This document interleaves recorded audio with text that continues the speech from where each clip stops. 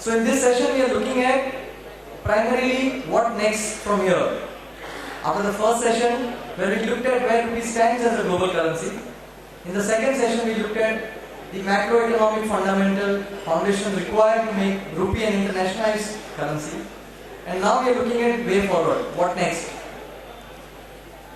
To look at the future and what next, we have a visionary panel which is coming up right after the presentation. And for the presentation, I will call upon Ms. Bhargavi Jhaveri, who is going to provide a presentation and the data which will enable a healthy discussion in the panel. So let me welcome Bhargavi Jhaveri. She is currently associated with National Institute of Public Policy, Public Finance and Policy. She is a legal consultant, and at NIPFP she works in the areas of financial regulation and policy.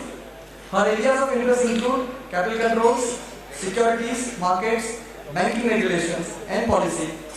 Before joining NIPFP, she was a research fellow at the Harvard Law School, where she researched on policy making processes in India, with a particular focus on exchange control policies. Prior to that, she worked with a Mumbai-based law firm, where she advised on matters involving foreign exchange regulations, corporate and commercial law. She is a qualified lawyer and a solicitor by profession. So please join me in welcoming Bhargavi Jhaveri.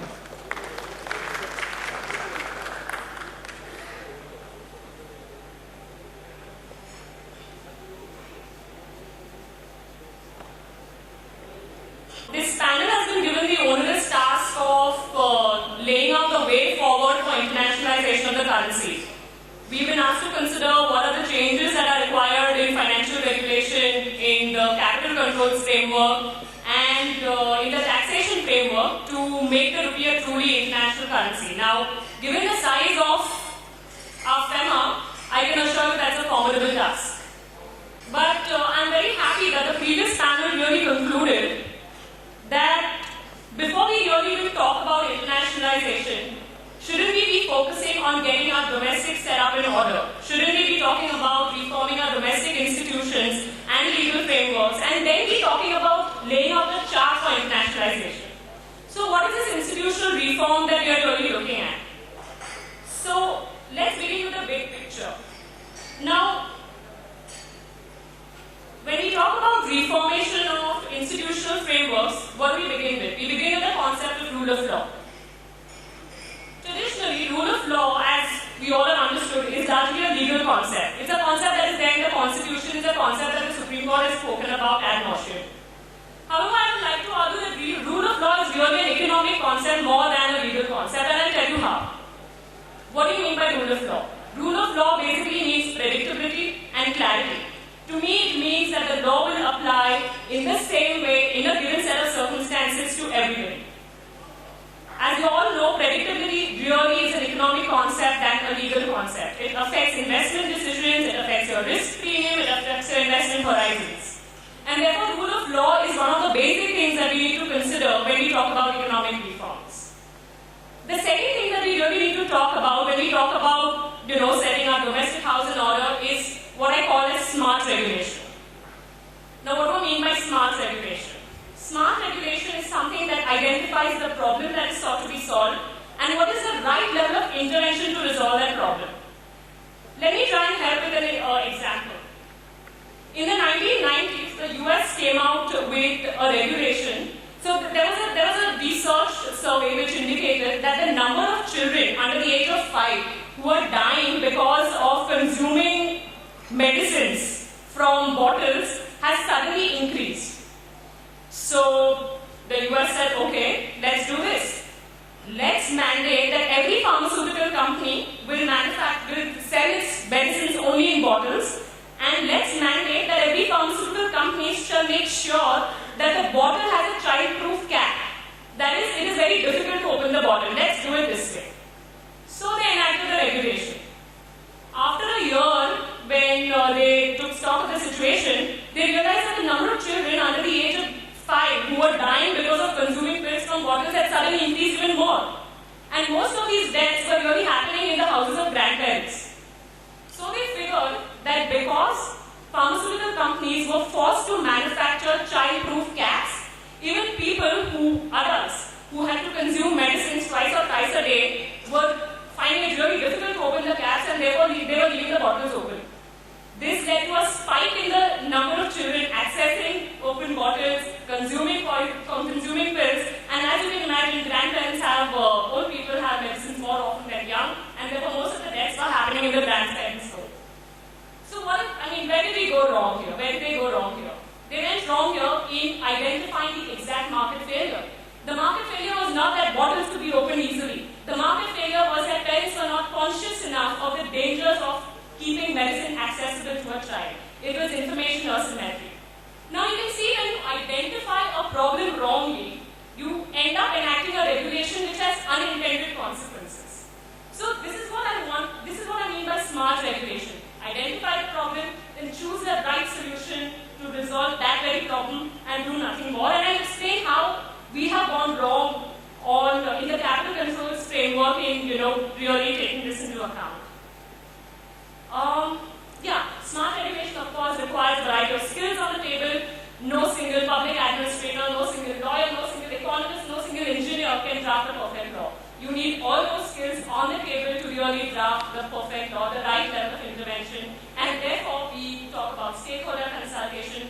Of course, cost-benefit analysis is one of the major other components, especially when we talk about ease of doing business. What do I mean by cost-benefit analysis? When I enact a law, what is the cost that it imposes on consumers? What is the cost that it imposes on businesses? What is the cost that it imposes on the government to administer that law? These are the factors which really go into making smart regulation. Now, why are we even bothering with all this? I mean, why can't we just amend our FEMA? Why can't we just amend the FEMA regulations on a daily basis and just fix this problem? One is that the groundwork of our law from which most of the regulations emerge. Regulations are delegated legislation, right? You have the primary law, you have the delegated law. Most of our primary laws were enacted at a time when India was a largely controlled economy. So we have RBI Act, which was enacted in 1934, where nobody was clear about monetary policy frameworks or even the concept. We have the Banking Regulation Act, which was enacted pre-nationalization, and we have the FEMA, which was enacted in the wake of the Asian financial crisis. So, although it's a liberalization from FERA, still it replicates FERA in many respects. So, any talk about internationalizing the rupee must take into account these considerations. That was the limited point of this, these paras on rule of law, etc. Now, going back to the topic that we've been talking about since morning. What do you mean by internationalization? When is the rupee a truly international currency? One is when I think most of the panels have concluded that one is when it is used as a medium of exchange, not only between Indian residents and others, but also between two people who have nothing to do with India.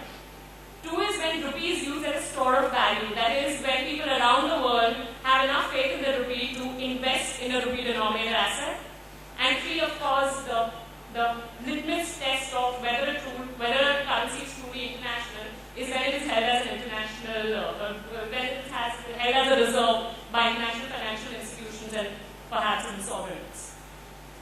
So let's begin with what changes that we need in FEMA. Now, under FEMA, we classify all transactions into current account transactions, which are mainly your trades, etc., and capital account. We are a fully current account convertible country, and therefore we have considerable freedom in the way we do trade with others. This is under the law. Now let's see whether de facto, whether in fact we are a truly fully convertible current account economy. There is a section in FEMA which allows the central government to impose reasonable restrictions on current account transactions. There is no, it does not require that the restrictions should be limited in time. There are no considerations for when the restrictions should be imposed. Compare that to a truly fully convertible, current account convertible country like South Korea, where there are very, very small, where there are strict considerations on which the central government can even impose restrictions on current account convertibility.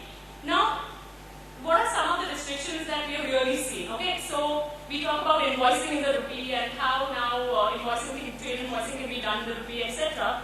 But under the foreign trade policy of India, all exports are to be realized in a fully convertible currency. So you may invoice in rupee, convertible currency, which is obviously not the rupee. So that's one of the restrictions that the central government has imposed. But time to time, we often see the number of months within which exporters are supposed to realize their export dues has reduced from 12 to 9 months, 9 to 6 months. We see these changes on an ongoing basis. Say, for example, the restriction that the money line, the currency line in the export earner's foreign currency account, which is a fully current account, proceeds held account, is 1 month. You've got to convert that money into rupees within the next calendar month. Are we really truly fully a current account convertible? Let's talk about, for 1 minute, about the concept of trade finance.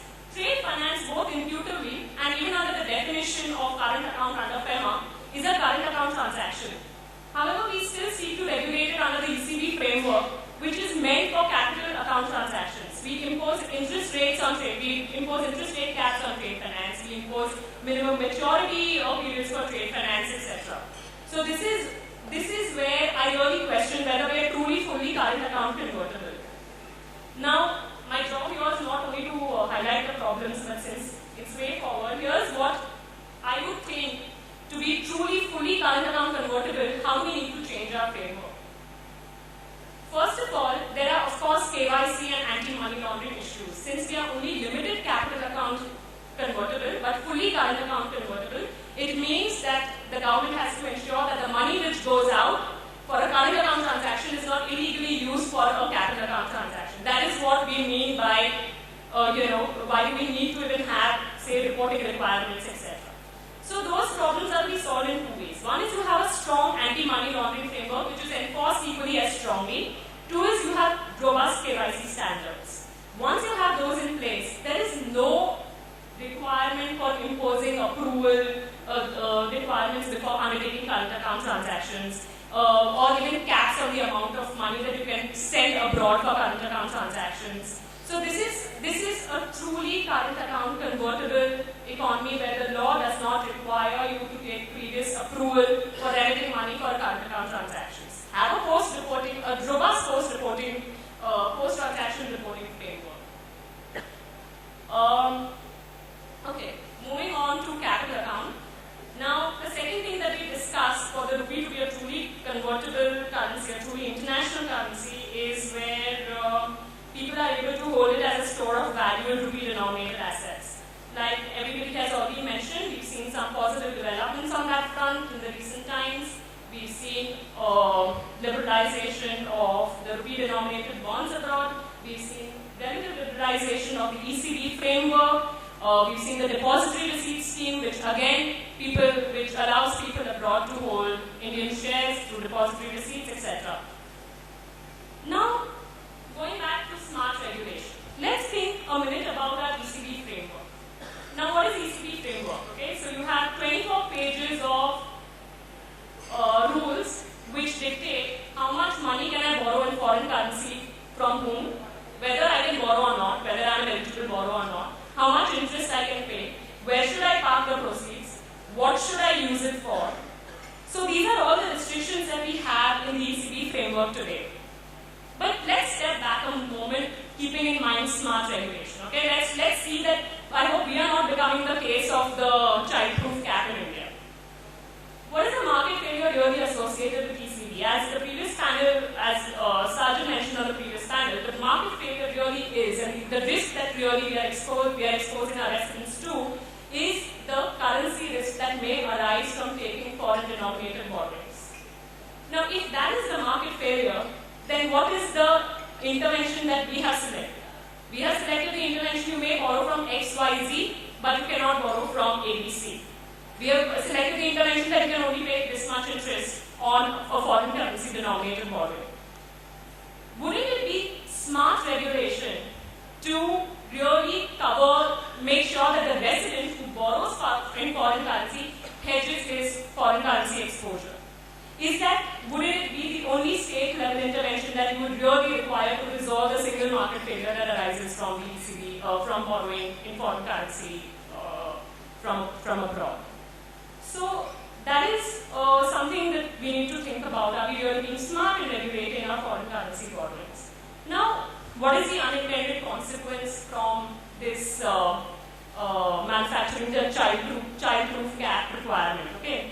So let's see. In 2007, now ECB has several other nuances, right? There is the approval route, there is the automatic route. Under the approval route, you can borrow for allocation for 2G spectrum bids, but under the government route, you will have to borrow for 3G spectrum allocation, etc. Now, in 2007, it was specified that ECB beyond 20 million may be borrowed under the automatic route for non-rupee denominated expenditure. So what did we see? We saw that most firms intended using it for cheap imports, and the number of imports in 2007 actually went up. And the moment this restriction was removed, the number dropped. So I mean, we have to really rethink ground up whether the ECB framework that we have in place today is smart regulation or not. Another thing on capital account, of course, there are several restrictions on. So today, a private company in India cannot really invest in securities abroad except where he wants to. I mean, you cannot gain exposure to the capital markets abroad. It is allowed only for listed companies that through the law decides how much of the percentage of the net worth of the listed company can he really expose his capital market, can he really take an exposure worth abroad. I mean, what is the point of doing that? The listed company is answerable to shareholders. It has enough regulations in India to control the way it is accountable to shareholders. Why should the law dictate that a listed company cannot take capital markets exposure abroad in excess of 50% of its net worth? Is that smart regulation? And is it really resolving the problem? So those are some of the things that I wanted to highlight on the capital account legal framework that we have. Now, even as we speak about, suppose for a minute, we take it that, okay, the only market failure arising from ECB is foreign currency exposure, as was also indicated by, I think they concur on the previous panel, and we mandate hedging requirements. So the next obvious question which everybody has been talking about since morning is, do we even have a currency derivatives market where hedging can take place? Where do residents go if you mandate hedging requirements?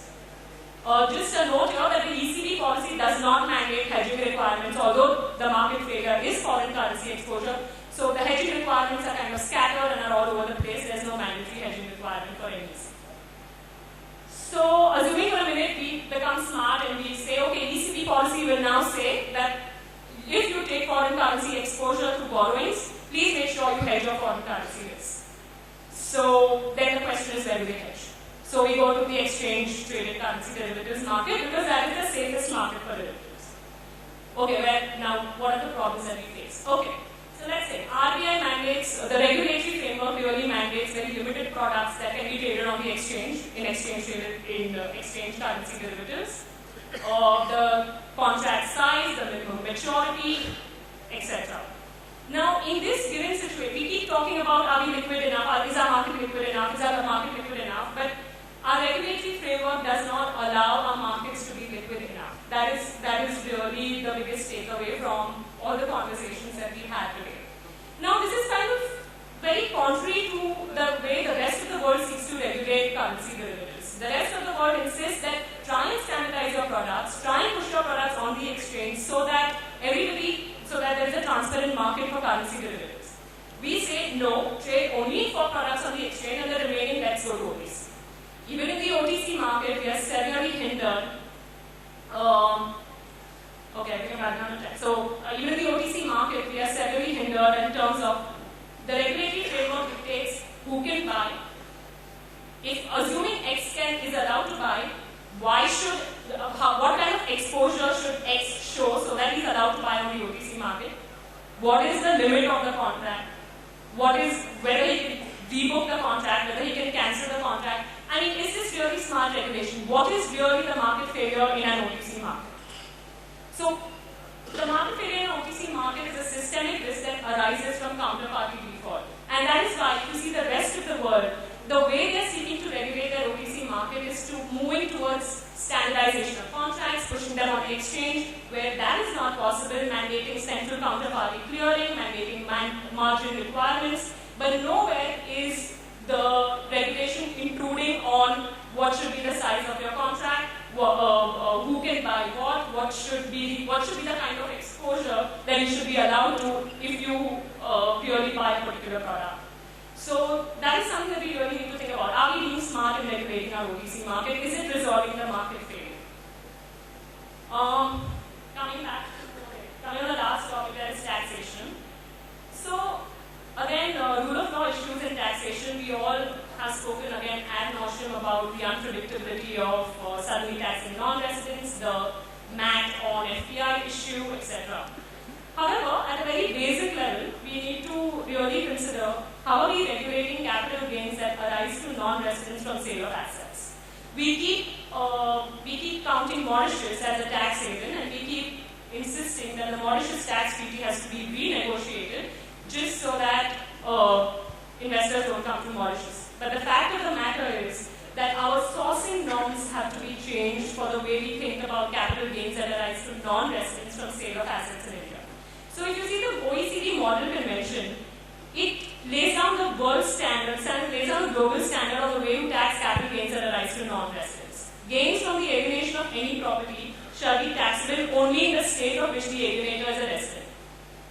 So let's take a practical example. If India Limited sells its shares in America Inc. and makes capital gains out of it, he will be taxed both in America and he will be taxed only in India.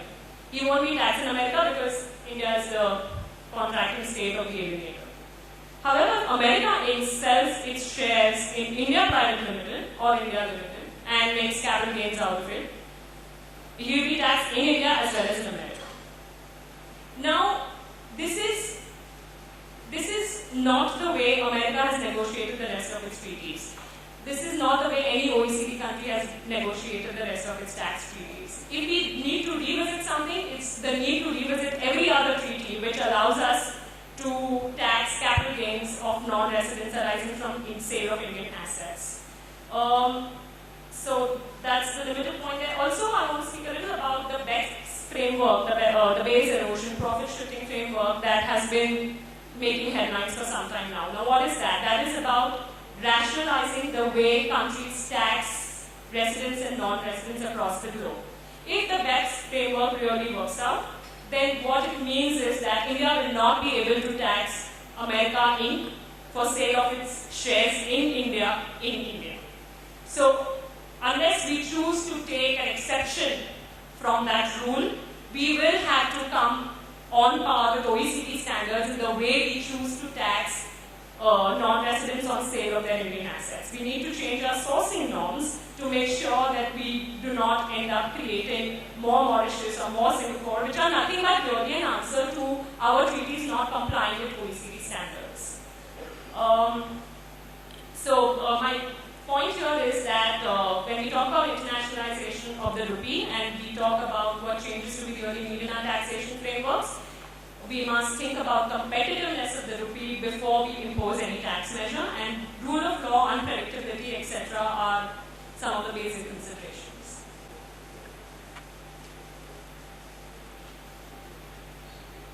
Thank you so much, Bhargavi, for the wonderful insights and more importantly defining the first step, which is identification of the problem before even you start addressing it. And you focus on the smart regulations.